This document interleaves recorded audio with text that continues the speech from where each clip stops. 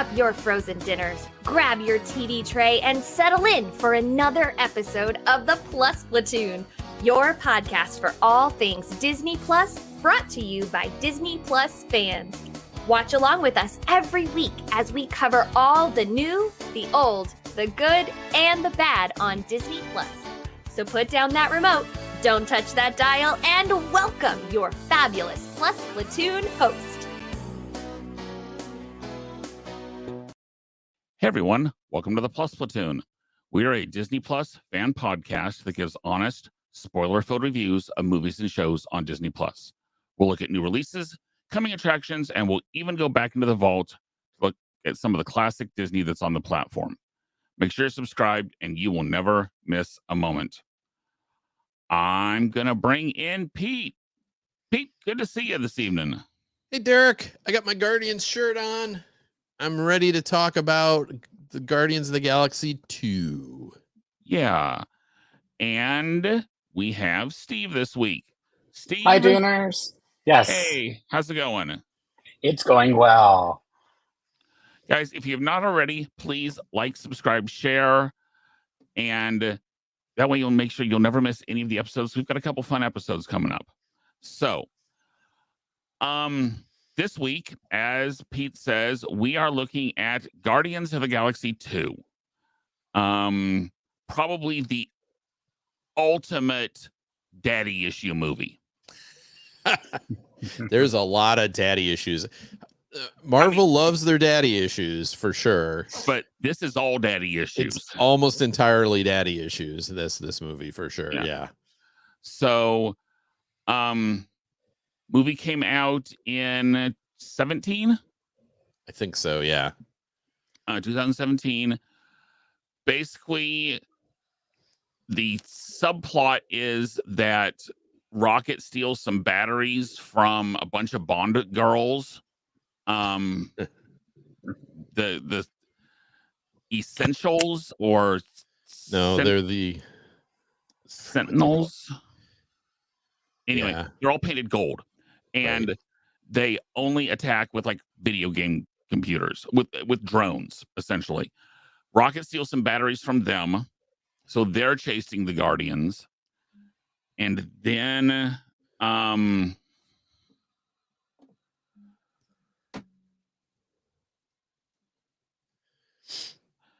anyway, then they crash after Kurt Russell comes and saves them.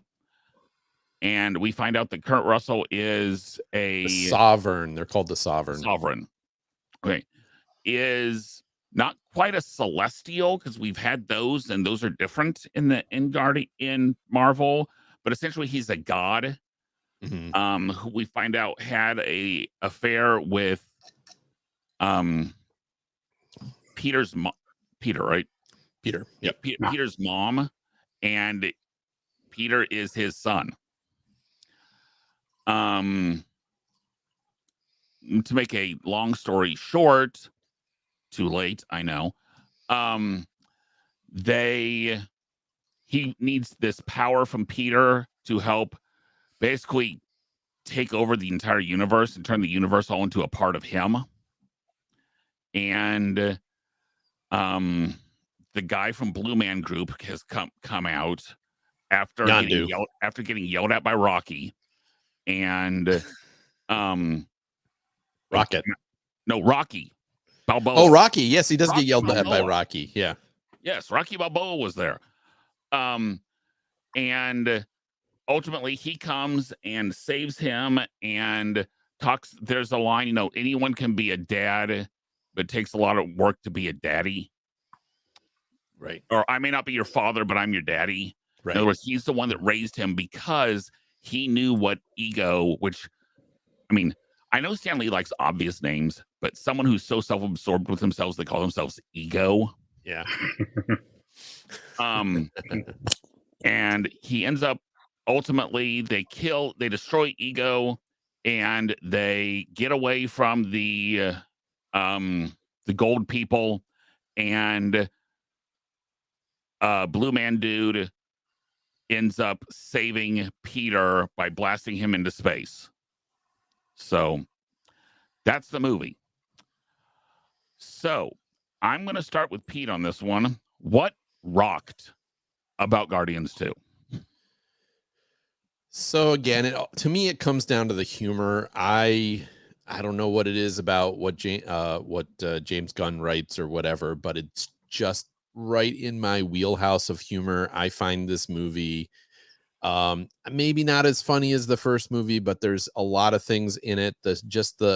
The juxtaposition of the music and the action in the movie and everything like that. Sometimes is my favorite scene is in the movie is so the blue guy Yandu. There's like a little subplot where there's a mutiny on his ship, and Rocket and Groot help him get his magic arrow back or whatever. no one ever explains exactly how that works, but he ends up like walking through the ship and then killing all the mutineers in this one sequence with this really just kind of like mellow song. I forget the song, but like that, and they're all like falling from the gauntlets and they're just everybody's dying, and I don't know, it's just so ridiculous and funny. I just those type of things just make me laugh so much, and the stuff with Groot, baby Groot, and everything. I just find it this movie very funny. I also find it pretty heartfelt. I find the family group that the Guardians have kind of formed with themselves. I think, at the end of the movie, I won't say I cried or anything, but it was a little bit emotional. I was verklempt at the end when Yandu died and they had his funeral and everything like that. So I think and I think for the most part the music continued to work. I don't think it was quite as good as the first movie, but I like the what did I say last time? The didactic, is that what it is? When the music is actually occurring in the movie, that's what they do with that music.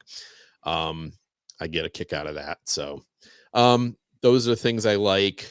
And I really like Rocket. So what about you, Steve? What do you think?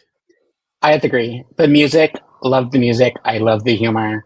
To me, basically, Groot reminds me of working with sixth graders, of having to repeat the directions over and over and over, and I'm still not getting it. So that always cracks me up. I love the humor. One of my favorite lines is, "Look, I'm Mary Poppins." Yeah. I love that line. Like you, I think it does really well with the message of sort of that chosen family thing. So I really like that message. Um, yeah, I'd say that I loved the introducing the character of Mantis. She's one of my favorite. I guess love that sort of humor that she plays off with Drax. I think it's a good comedy duel. Um, I'd say that. I mean, a lot of things you said I'd match up with. Derek, what would you say? For me, for the most part, the humor worked. I actually thought it had more funny moments than the first one. Just because but I also think they tried a whole lot harder to have funny moments in this one. Does that make sense? So the jokes were all intentional in this one. And yes, I know in a script they're always all intentional, but it was look, we're making a joke. Okay, now let's go keep going. Okay, look, we're making a joke. Right. Now let's keep going. Which I don't normally like. They were more jokey jokes. They were jokes, not Yes. humor.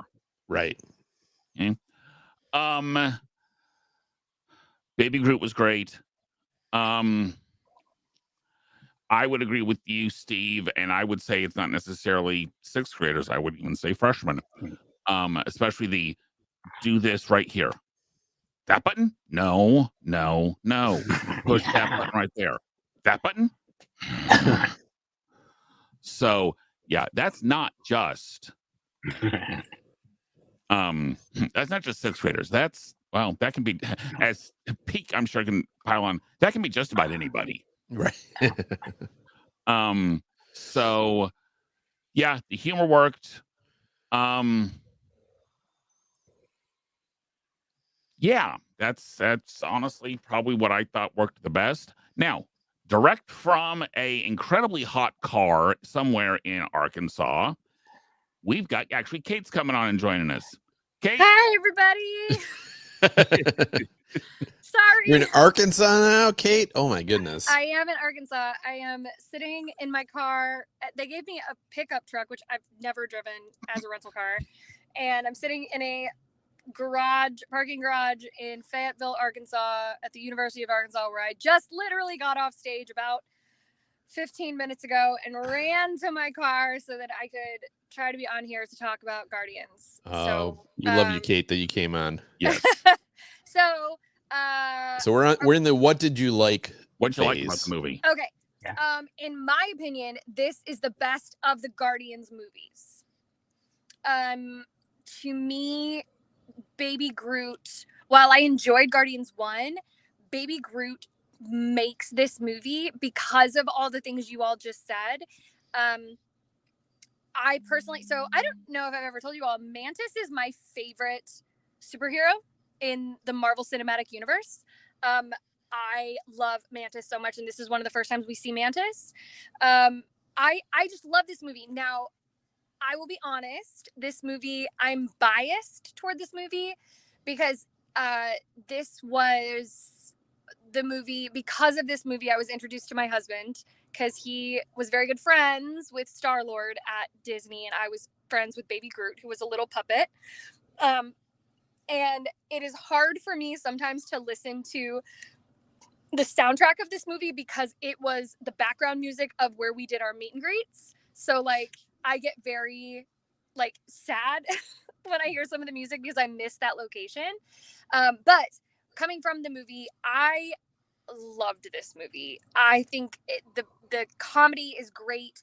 It has some drama. It's got some action. But I think Baby Groot steals it. So, but I'm also biased. So that's me. I love this movie. Okay. Baby Groot definitely steals his scenes. Yes, that. Yeah. For sure. Yes. Okay.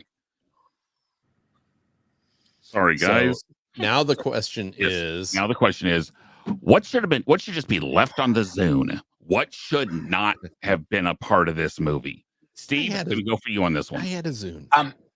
I know you had as I said. I felt they pushed too far on Drax's like humor. Like I felt like you said, it was getting too jokey joke. I felt at parts. I felt better when it was that sort of low, more key nudge. He's taking everything very literal. I also felt some parts there was just too many B parts. Them all being separated. I think they do really well when they're together as a group. Some of the subplots worked really well. I felt like Rocket's little subplot on his own worked really well with him and Groot. I didn't really care for the Gamora and Nebula sort of subplot. I felt like really too many daddy issues. Yes. I know it all tied together when she realized what's going on. They all tied together, but I felt like it was just too many subplots. That would be my biggest criticism for it. So the Drax things and the subplots. Kate, what would you say? So I agree 100%. That's what I was going to chime in with. Was there was a lot of sub stories. There was a lot of like, oh, okay, so then this is happening, and you're right. It does kind of all string together, and we have to have all of those sub stories to make Infinity War and Endgame make sense. Like to make some of it make sense. And this is kind of just how I feel about the Guardians movies in general. I understand that Peter Quill and Gamora like end up together, like I get it, whatever, but just pushing that romantic agenda, I don't like the word agenda, pushing that romantic storyline. It fits. It gets old to me. It's not that I don't like them together, but the whole him pining after her being like, I don't know, like it just gets old. So that's partly why, and like I totally agree, Steve, with the Drax, that sometimes it's like, okay, we're beating a dead horse here. But I feel like what makes this movie great are the sub characters, aren't the main characters. It's the supporting characters that make this movie what it is, as opposed to movies like Black Panther, where T'Challa, like he is that movie. You know what I mean? I'm trying to think of another Marvel Captain movie. America. Yeah, where like Yeah. they are that movie, whereas Guardians, it's the supporting characters that make it good. Does that make sense? Yeah. No, because like watching this movie, like I've seen the first Guardians movie a ton of times. This was really only the second time I've sat through this and through the movie all the way through. Like you can tell that James Gunn loves Rocket. Yeah. Like even though the third movie is much more Rocket central than this movie is, he really you can tell there's an affection for that character. There's an affection for Groot. There's an affection for Yondu that maybe isn't there for. I mean, Peter Quill's. Well, we're gonna get to it, but Peter Quill's kind of bland in this movie. Yeah. So yeah, I guess that's a really good way to put it. I still prefer this, I think, like I said, to the other two Guardians movies, but it just feels, I mean, Chris Pratt's great, but he does feel very vanilla. He feels like you're a typical white frat boy. Like that's what he feels like to me. Whereas you have Mantis, you have Drax, you have the guy that I can't remember, not Yondu, but Yondu's Kraglin, thank you. Rocket is not my favorite. I just don't. I've never really been able to get on board with Rocket's humor. I'm much more of a Drax humor. But anyway, Derek, what do you think? Actually, I'm going to throw it to Pete. Give him a shot first. Oh, okay. You know what? I agree with what both Steve and Kate said. But my biggest issue with this movie is I don't think Ego is a particularly interesting villain.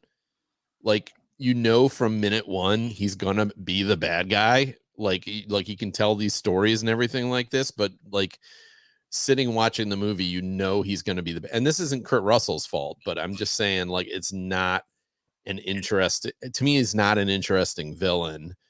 And yes, it's good that Peter gets that story, like why he survived the Infinity Stone in the first movie or whatever. But I just don't find, I think the fact that Ego is not that interesting kind of makes all the I shouldn't say that, but like, I don't know. He's just like as the movie goes on, to me, it becomes less interesting. Like I enjoy the first act before he shows up probably the best. And so that's my feeling on it. It's just not a great villain, I don't think. So what do you think, Derek? First, I will say this was probably some of the most marvelly first 20 minutes of any of them, because in the first 20 minutes, there's two big fight scenes. Yeah, that's fair. And no plot yet, other than to steal the batteries. But you knew that wasn't going to be the main plot. But you didn't like Baby Groot's dance moves? But like the fact they start the movie with a big battle scene and they focus it completely in one shot, mind you, completely on Baby Groot dancing versus and like chasing these little lizard people as opposed to the fight. I think that part is brilliant. The space battle not so much, but also, I don't know if you boys picked up on it or not, but Mr. Blue Sky is the song that was playing during this, and that is what Casey and I walked in our reception. We walked into Mr. Blue Sky. Yep. Sorry, Derek, go ahead. I think Pete kind of touched on this with Ego not being a particularly interesting villain. Not much happens in this movie. No. Not much. I mean, nothing other than, yes, I know what happened. I know who my dad is. Nothing changes. Oh, and we meet Mantis. Fine. And we figure out, okay, there's something unspoken. But it's not much happen. It's a boring movie, guys. It's a boring 2.5 hour or 2:15 or whatever it is. Derek, where would this rank? So we've watched a few more movies. I would like for you to make a ranking of your Marvel movie in order of like to not like.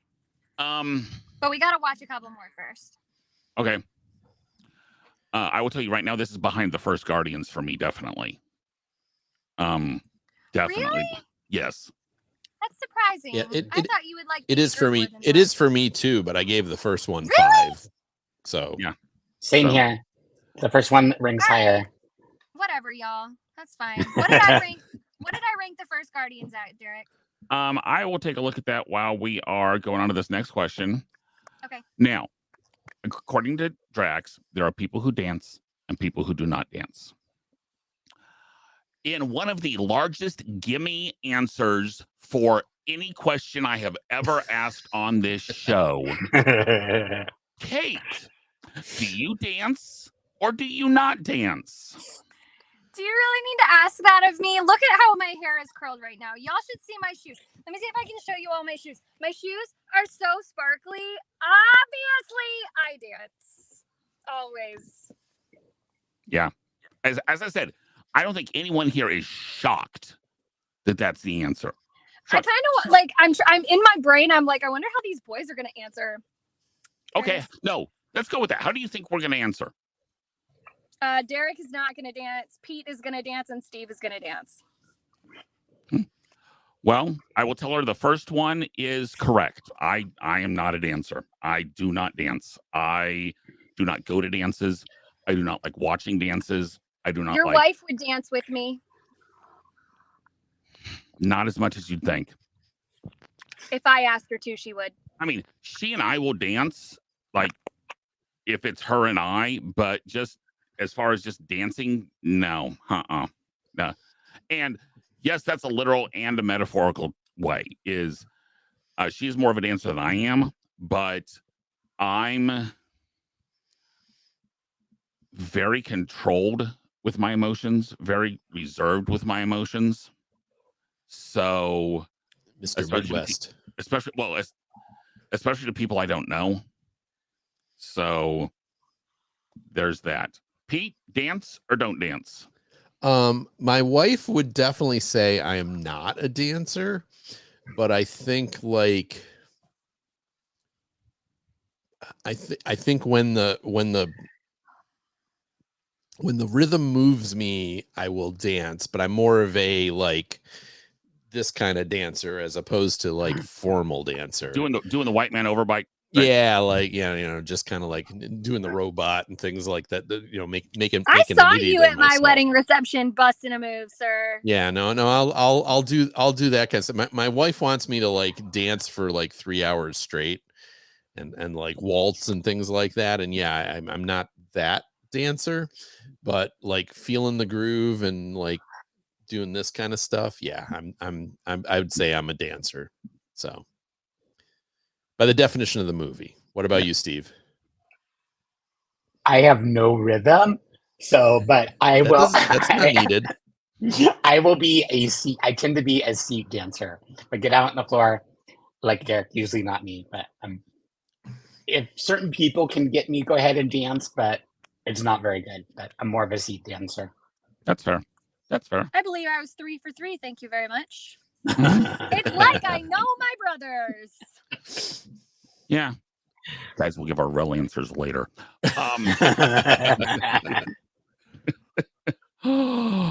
Kate. Okay. So, as we always do, we're going to go cups of pixie dust out of 5. And just because I feel like going in our clockwise order, Pete, you're going first. Oh, because I'm in the Kate window. Yep, you are in the Kate window. So I did give the first one 5. The first movie is one of my favorite Marvel movies. I actually had only seen this movie. This is probably the second time I've actually sat through the entire movie since I saw it in theaters, and I liked it more than I remembered that I did. So I'm going to give this one a 4. I did really enjoy it.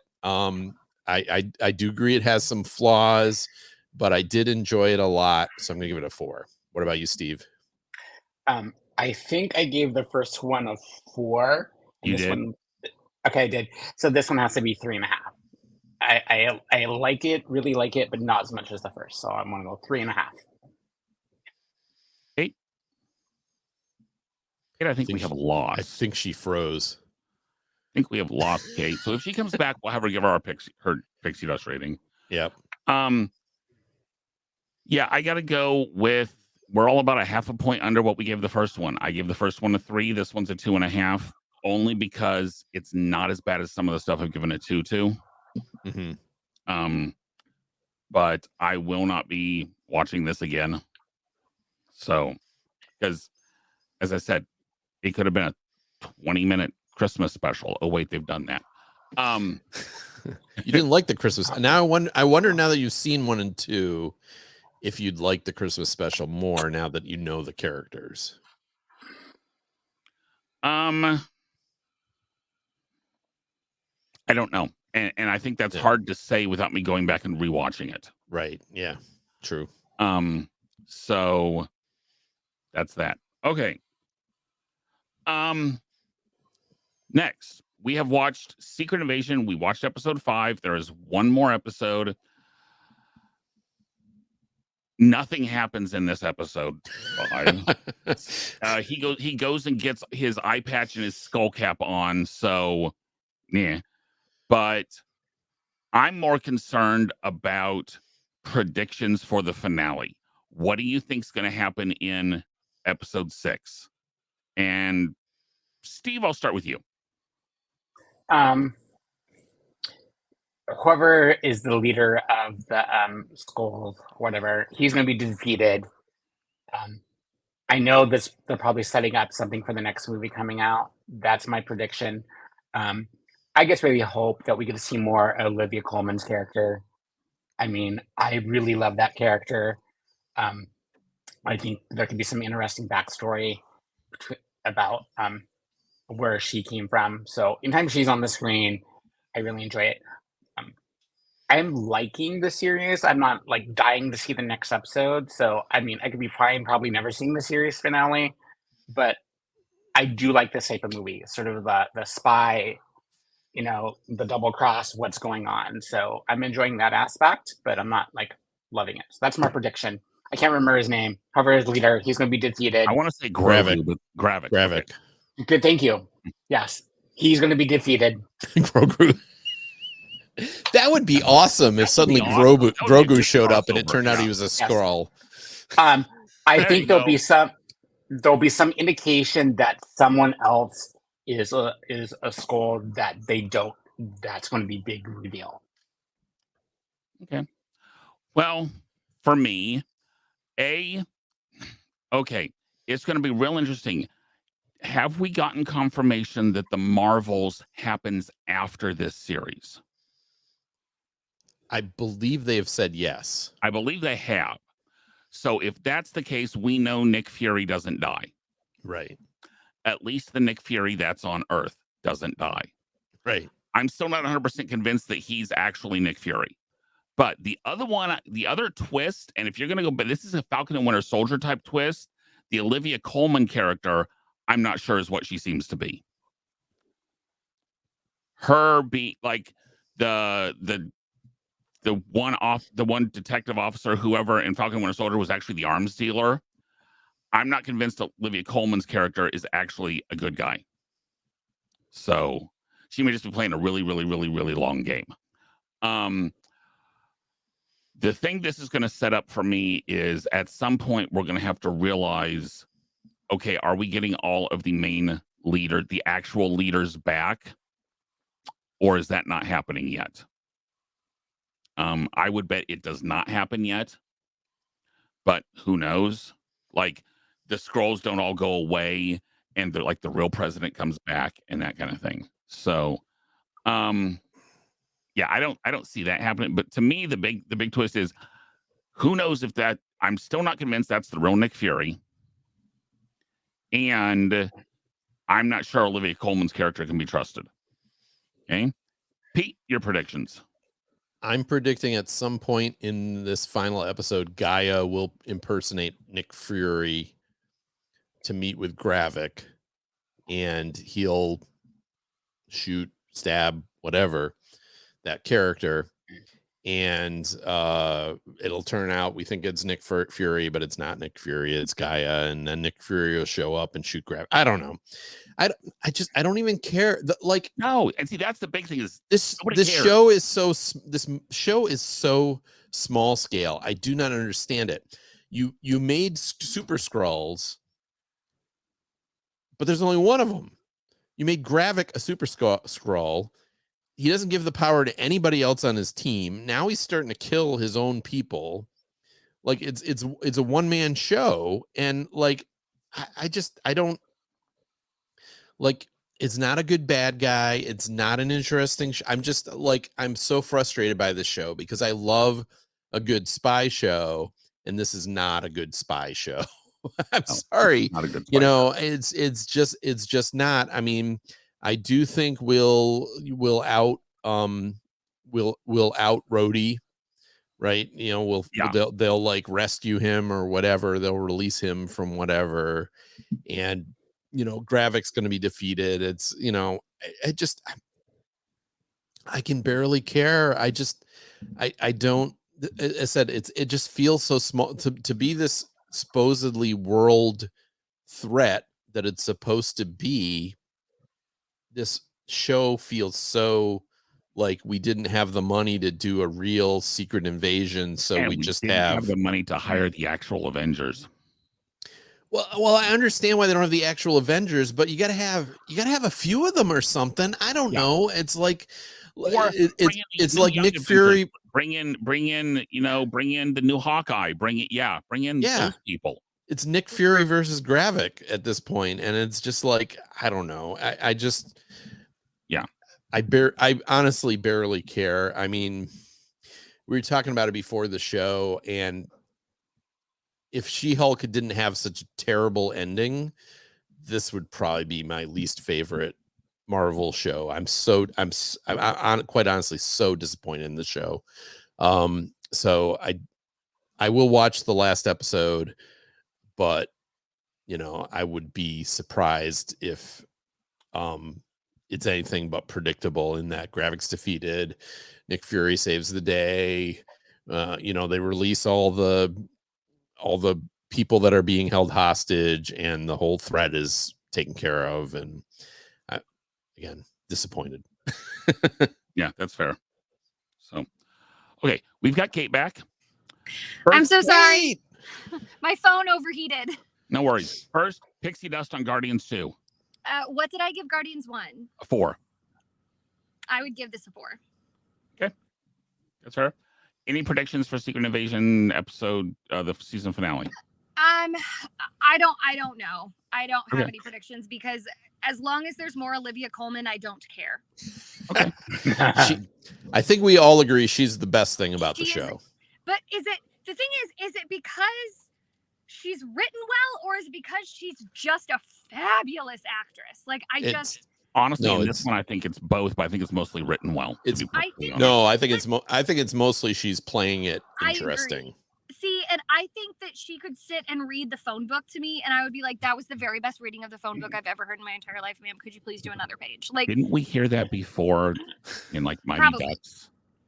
Yes, probably. But she's so good, and I don't get this show. I don't get it. I don't get it. And it's not even confused Kate. It's like WTF Kate. Like, I don't get what the point is. It's boring. I don't get it. I don't get it. And you've got a rock star cast. Like, your cast is so good. Why is this just falling flat every episode, with the exception of Olivia Colman? And Emilia Clarke is also very good, but she's fine. I wouldn't say she's spectacular or anything, but that's fair. She's fine. I said Olivia Colman's the only one that's elevating it, really. Yeah. I'm sorry. Nick Fury is a sympathetic. Samuel L. Jackson is a sympathetic character. Does not work. Yeah. He needs to be He needs to be Shaft. He needs to be Mace Windu. He needs to show up as him. Well, the best moments for him, you're right, are when he like delivers a badass moment, which have been kind of few and far between on this so far. Yeah. So, okay, well, we will see next week if that is what comes true. We've also talked about with Ahsoka coming up in approximately a month. We're going to be diving into a couple, and I think Kate's phone just overheated again, or she's just, No, I forgot to watch this one. Yeah, don't worry about it. I'm really sorry. No, that you can get caught up for next week. The episodes are literally 20 minutes. They're fine. So, Rebels. We started with Rebels season 1, episodes 1 and 2. It was a 2-parter. We met all the characters. We met Ezra, who apparently is who they're going to be going to find in Ahsoka. And so, episodes 1 and 2 were just kind of an introduction. I personally liked these episodes mainly because since they were written for kids, something has to happen. It can't be 45 minutes of, we're building up this character arc. Obi-Wan, Boba Fett, anything recently. So, Pete, any thoughts about the first couple episodes? So I'll admit I've seen the whole series. I'm rewatching it with my wife in preparation for Ahsoka. I did rewatch these first 2 episodes. I think it's a really good, like you don't get to know the characters, and across the whole series, you like Clone Wars is not a good series. I'm sorry. I know Gina defends it, but the problem is, other than Ahsoka in that series, none of the characters are remotely interesting. In this series, you focus on these main 5, 6 if you count the robe chopper. There's 6 characters, and right from the first episode, they kind of set up these characters, and this series is about these 6 characters and how they grow through fighting, fighting the Empire. And so I really do think these first 2 episodes do a good job of at least introducing you to the characters. I mean, it doesn't go in depth too much into most of them. Sabine, you barely meet. You just know that she's a fighter or whatever, and she likes art. But I think it does a pretty good job of setting up the characters. What do you think, Steve? I just want to clarify, where does this fall in the timeline? 5 years before New Hope. It's right about the same time as Obi-Wan. Yeah. So the same time about this Andor then. Right. The series follows very much the timeline of Andor. That it starts about 5 years before New Hope, and it finishes basically right before New Hope. I'm enjoying it. I watched the first few episodes this morning of trying to really figure out who's who. Not being a big Star Wars fan, because it took them a while to drop some names of going, okay, who's that again? So, I was Googling things so I could keep people straight as names are coming up, like who's supposed to be who. So I understand what's going on. I'm enjoying it. I like it that there are shorter episodes, and like Derek says, something is happening. I'm not like going through this long stretches of dialogue. So I'm intrigued. I liked it enough that I watched the first episodes of season 1 this morning. So awesome. Kate, what would you say? Kate has not seen it. Okay, has not seen it. That's right. I have been in like 7 different states, and so I watched everything else and completely forgot about these 2, and that is 100% on me. Sorry. I will watch them as soon as I'm sitting in the bottom of the parking. No, I'm not driving. I'm sitting in the bottom of the parking garage now. I'm going to watch them as soon as I get back to my hotel. Okay, awesome. So as I said, we're kind of setting those up mainly for being ready so we know what's going on when Ahsoka comes out. So since Kate is driving, she is not going to be reading the Disney Plus news. I will read the Disney Plus news. Dun, da, da, da. Not because I'm driving. It's just because I can't pull up the stuff and look at my phone or look at the camera at the same time. And because we don't want you reading while you're driving. So she's not driving. She's sitting in a parking garage. No, she's moving. She's moving now. She is moving. You were.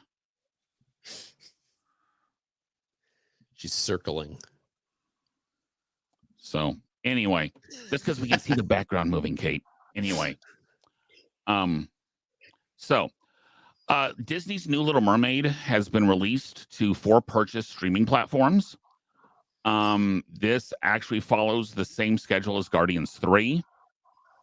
And if that's accurate, we should get Little Mermaid on Disney Plus at the end of August.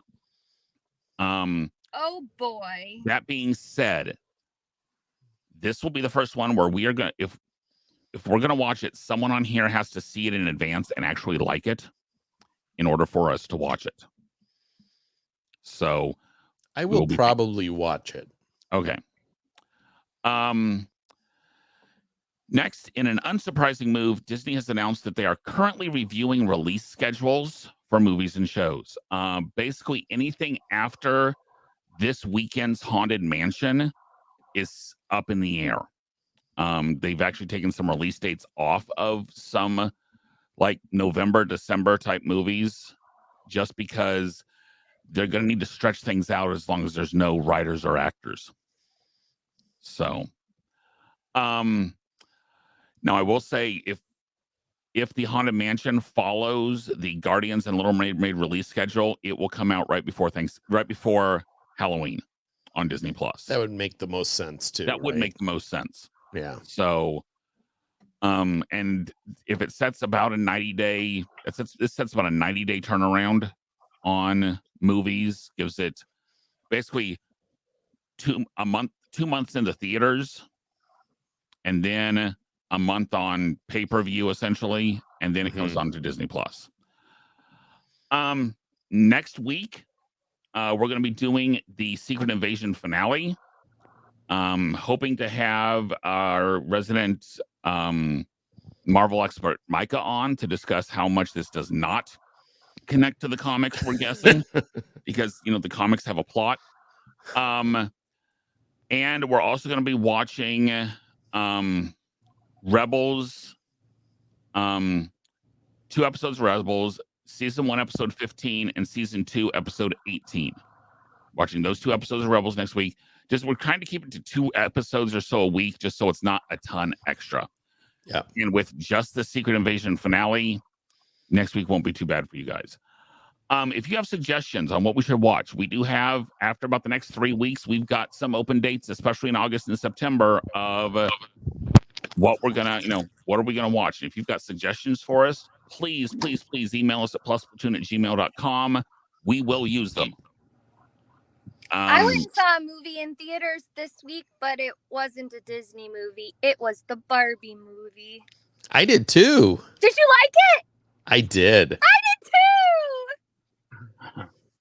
Sorry. It was No, really that's our good. regularly scheduled programming. It was really good. It was not a Disney movie. It was not a Disney movie. No.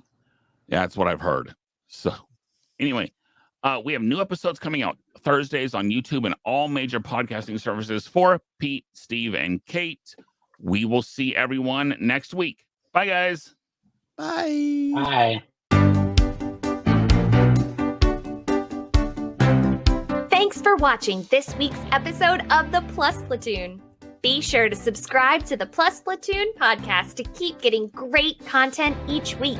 Then head over to Apple Podcasts and leave those 5-star reviews as they help make the Plus Platoon visible to even more Disney Plus fans. Also, go to YouTube and like and subscribe to the Plus Platoon channel, where you can watch all future episodes live. If you have a question for the Plus Platoon, please send us an email to plusplatoon@gmail.com or connect with us on Facebook, Twitter, or Instagram @plusplatoon. The Plus Platoon is a Disney Plus fan podcast and is not affiliated with the Walt Disney Company or the Disney Plus streaming service. All opinions expressed on the show are solely those of the individual hosts and in no way reflect the views of the Walt Disney Company. Thanks for watching, and be sure to stay tuned for next week's episode because the Plus Platoon is to be continued.